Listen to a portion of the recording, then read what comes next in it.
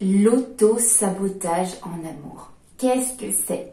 Bonjour à toutes et à tous et bienvenue sur ma chaîne Esther Valentin, votre coach spécialisé en vie sentimentale.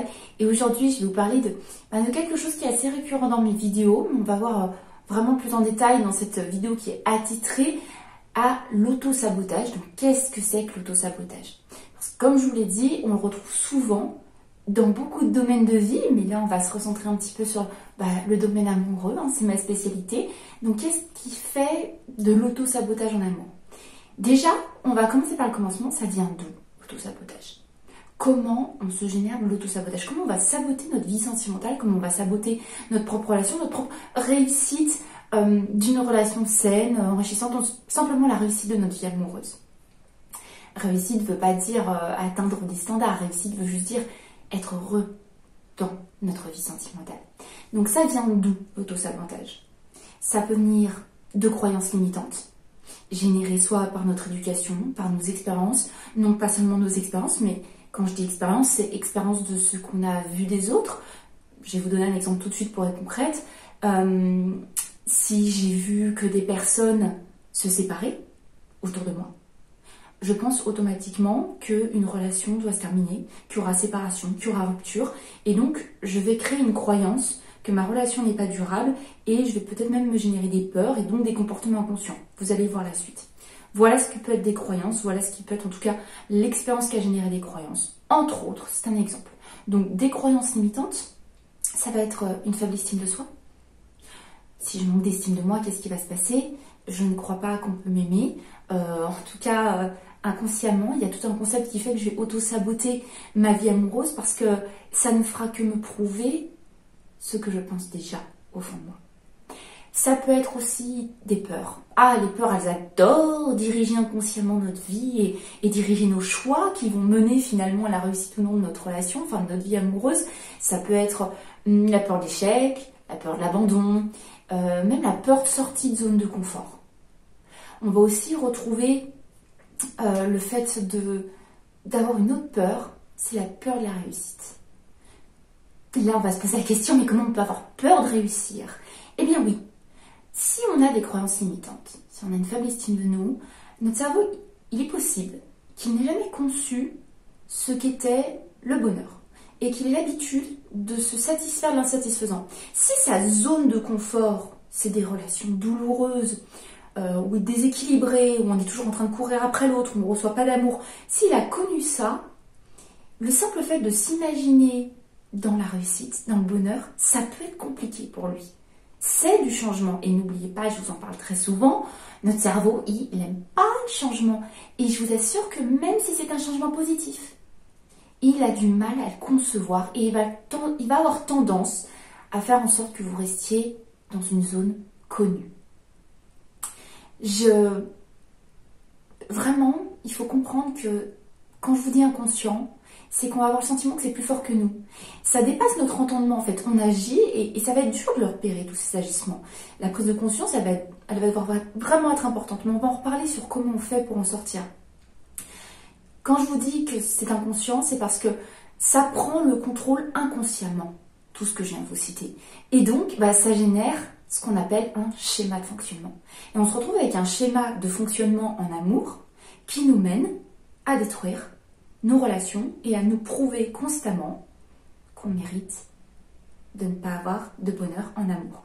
Quand je dis détruire nos relations, c'est pas que vous allez avoir un comportement malveillant qui va vraiment le détruire. Je vais vous donner un exemple vraiment pour que vous compreniez comment on le détruit, mais complètement consciemment en se sentant en plus en place de victime. Imaginons qu'il y a une peur de l'abandon très grande qui a été créée. Peut-être dû à des croyances, peut-être dû... Bref, plein de choses. Ça, c'est le passé, c'est comment on en est arrivé là. Moi, je vais me concentrer avec vous sur le présent pour comprendre l'auto-sabotage au présent. Il y a une peur de l'abandon chez vous, imaginez. Ce qui peut vous faire, peut-être avoir des crises de jalousie. En tout cas, ressentir de la méfiance constante, vous mettre dans une posture de jalousie, ou d'attente élevée. Ça peut être les deux, évidemment. Par exemple, ne pas aimer que l'autre sorte sans vous, ou en tout cas, même si vous n'êtes pas dans l'interdiction, juste le fait d'être méfiant et de ne pas souhaiter du bonheur à l'autre et être heureuse ou heureux que votre partenaire sorte et voie des personnes qui l'aiment, que vous preniez tout de suite ça comme une situation à risque, ou même une situation qui fait que vous pouvez interpréter que l'autre n'a pas envie d'être avec vous. Bref, ça peut générer vraiment 1000 choses, mais peu importe, vous avez cette envie, cette jalousie qui génère, et des attentes élevées. Dans votre comportement, ça se ressentira. Ça se ressentira, et dans ce que vous allez choisir d'exprimer, parce que vous n'allez pas vraiment le choisir, c'est vraiment tout ce système inconscient qui prend le dessus, vous allez exprimer vos craintes, vous allez exprimer le fait que vous n'êtes pas bien. Alors, si l'autre n'a rien fait, si l'autre ne fait rien à part vivre et apporter quelque chose de très sain, mais que vous avez cette peur qui engendrait ces crises de jalousie ou des attentes très élevées, et qu'ensuite vous l'exprimez de telle ou telle sorte, ça peut être par de la colère, par de la tristesse, par de l'insécurité permanente, en tout cas vous n'êtes plus dans des interactions positives, il y a ce petit voile de négatif qui vient se mettre entre vous, vous allez étouffer la relation, sans le vouloir, parce que c'est absolument pas votre but. Souvenez-vous du début de cette boucle, vous avez peur de l'abandon, donc votre but c'est pas d'être abandonné, c'est ce que vous croyez. Et en fait, en étouffant la relation, l'autre va être amené à mettre fin à la relation. Parce que sous couvert de toutes ces émotions négatives, de ces interactions négatives, la relation a pris fin. Parce qu'elle n'est plus entretenue de positif. Elle n'est plus satisfaisante pour l'autre. Et résultat, vous vous sentez abandonné. Et votre peur de l'abandon s'accroît encore parce que vous avez trouvé une nouvelle expérience qui justifie que vous êtes abandonnable. C'est un exemple. C'est simplement un exemple d'auto-sabotage. J'ai finalement saboté ma vie amoureuse pour prouver ce qui est le plus fort dans mon esprit, ce qu'il croit déjà, peut-être très inconsciemment. Si je vous parle en pleine conscience, vous allez certainement dire « Non mais Esther, moi tout ce que je veux c'est être heureux en amour et être aimé. » Ça c'est votre envie, ça c'est votre première phase de conscience. On va dire que c'est comme si on avait des couches, ça c'est la première couche. Si on gratte et qu'on voit certains comportements qui ne sont pas du tout en accord avec ça, ça veut bien dire que c'est des comportements inconscients.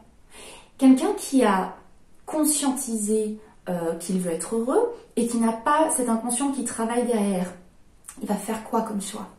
Ah, mais j'aurais préféré passer la soirée avec toi, je prends mon exemple de votre partenaire ça, mais je sais très bien que tu vas être... que c'est tes meilleurs amis avec qui tu passes la soirée, ça me fait super plaisir pour toi, tu me raconteras tout ça. Parce qu'on y voit une satisfaction plus loin, on voit la durabilité de la relation dans des instants où l'autre nourrit son individualité. Mais pour que voilà, on aura le comportement conscient qui est en accord avec l'inconscient, qu'on mérite d'être aimé, que notre relation est durable. Et là on fait mouche. Là, la relation, elle dure. Mais c'est encore une fois des exemples que je vous cite pour vraiment être concrète, pour vraiment que ça rende palpable, en tout cas, tout ce que je vous dis, qui est très théorique. Bref, on en revient à comment on en sort. Comment on sort de cet auto-sabotage? Comment on sort du fait que nous-mêmes, on est notre ennemi dans notre relation, dans notre vie amoureuse? Premièrement, quand je vous dis de conscientiser les choses, ça va être un petit peu dur. N'acceptez plus vos propres excuses. Prenez vos responsabilités. Prendre vos responsabilités pour mettre en lumière votre fonctionnement. Ça veut dire que je ne peux pas dire oui, mais moi j'ai été trompée déjà 3 fois dans ma vie, donc maintenant je suis méfiante. Oui, c'est une excuse. Alors, attention, ça ne dénigre pas du tout ce que vous avez vécu. Oui, ça a été des chocs. Oui, ça a été dur. Mais aujourd'hui n'est pas hier. Si vous utilisez ces formes d'excuses, encore une fois, mais ça peut sembler tout à fait humain, mais c'est pour ça que je suis là pour vous le dire. C'est pas toujours simple, le coaching, c'est pas que pour vous dire bravo, vous êtes très fort, même si c'est le cas. Eh bien, il y a aussi, pour que vous soyez encore plus fort, des passages un petit peu plus percutants. C'est là. Ne vous trouvez plus d'excuses. Peu importe d'où je viens, ce que je fais aujourd'hui, c'est ça qui construit mon présent et mon avenir. Donc je peux continuer d'influencer tout mon présent par le passé, ou je peux reprendre un petit peu le pouvoir sur le présent. J'arrête des excuses, j'arrête de dire c'est parce que, et je dis plutôt, ok, qu'est-ce que je fais maintenant? Parce que c'est maintenant que je suis en train de construire les choses. Je peux avoir le passé le plus douloureux qui soit. Il est là, il m'a construit aujourd'hui, mais ce n'est pas lui qui construit ce que je veux faire maintenant. En gros. Donc il y a besoin de se dire stop, je n'excuse plus, je me blâme pas non plus, c'est sans intérêt, mais au moins je m'excuse plus. Et je suis responsable. avec plus ou moins beaucoup de travail. Hein, je peux avoir de l'indulgence envers moi, ça n'empêche pas, je vous demande pas d'être dur et perfectionniste, mais au moins d'être responsable de vous, dans le présent. Ensuite, on va changer ses habitudes une fois qu'on a arrêté les excuses et qu'on a conscientisé notre fonctionnement. C'est nôtre. Il ne faut plus attendre que ça vienne de l'extérieur, que ça soit soulagé. C'est pas parce que j'ai été trompée 10 fois que l'autre personne avec qui je suis aujourd'hui, qui n'a rien fait, par exemple, doit payer pour casser et doit constamment prouver que lui ne fera rien. Non, lui, il faut qu'il existe et qu'il vous rende heureux, c'est tout. Le reste, c'est à votre charge. Et là, quand on a conscientisé ça, donc comme je vous disais, on change ses habitudes, on conscientise aussi certains événements déclencheurs, on reprend conscience qu'on a des choix. Qu'est-ce que je choisis de faire? Est-ce que je choisis de laisser parler ma jalousie ou est-ce que je visualise quelque chose de plus loin dans mon habitude de répondre là où j'aurais répondu un petit peu sous la méfiance? Est-ce que je vais faire un autre choix qui est peut-être pas naturel au début, mais dans la répétition, ce choix va être gagnant. Pour la troisième action que je vais vous parler, ça, c'est tout est lié, c'est un fil conducteur. Si je change mes habitudes, c'est parce que je visualise un meilleur pour que toutes mes nouvelles actions soient dans ce sens de ce meilleur. Si je visualise une relation durable, beaucoup plus épanouissante, c'est parce que je l'aurai entretenue en donnant le meilleur de moi. Le meilleur de moi, c'est de changer, par exemple, la méfiance, comme je maintiens l'exemple tout le long de cette vidéo, ma méfiance à chaque fois que l'autre sort. Je vais choisir entre oui, tu m'écris, je veux que tu me dises avec qui tu es, etc. Peut-être que je pourrais commencer, même si ça me coûte un petit peu parce que je vais lutter contre un schéma, de dire amuse-toi bien, ça me fait plaisir. Et surtout en rentrant, fais-moi un gros câlin, prends-moi dans tes bras et ramène-moi tout le sourire que tu auras gagné dans cette soirée. En gros, hein, je vais utiliser encore mon exemple. Donc on va pouvoir changer ses habitudes avec comme objectif ce qu'on s'est visualisé de meilleur, la satisfaction à long terme et non pas la satisfaction à court terme de soulager ses craintes. Et le but de tout ça, ça va être de reprendre le contrôle de ses choix et de ses actions pour générer au final un nouveau schéma. Et oui, ça se change. Alors je rappelle, indulgence, patience, répétition pour changer un schéma, mais commencer quelque part. C'est déjà la différence entre une personne qui ne commence pas et qui continue à déresponsabiliser tout son comportement dans sa vie amoureuse, malgré que sa vie amoureuse ne la satisfasse pas. J'espère vraiment que cette vidéo vous a plu. C'est pas forcément la plus douce que j'ai faite, mais comme je vous le dis, j'espère qu'elle vous poussera juste à la réflexion. En tout cas, du moment que vous prenez vos responsabilités, que vous faites du mieux que vous pouvez, dans le présent, avec indulgence, mais que vous arrêtez pas et que vous lâchez rien, je peux que vous souhaiter le meilleur parce que c'est ce que vous serez en train de créer. Et je vous souhaite le meilleur dans votre vie sentimentale et bien sûr de partout, il n'y a pas de limite à ça. Donc encore une fois, j'espère que cette vidéo vous a plu et si c'est le cas, n'hésitez pas à la liker. Moi, ça me fait toujours très plaisir. N'hésitez pas à mettre un petit commentaire, c'est aussi ça pousse. Vous pouvez partager entre vous. Moi, j'essaie de répondre au maximum. Et puis, dans tous les cas, vous savez très bien que je vous lâche pas. Donc, je vous retrouve très très vite pour une prochaine vidéo. Bye bye.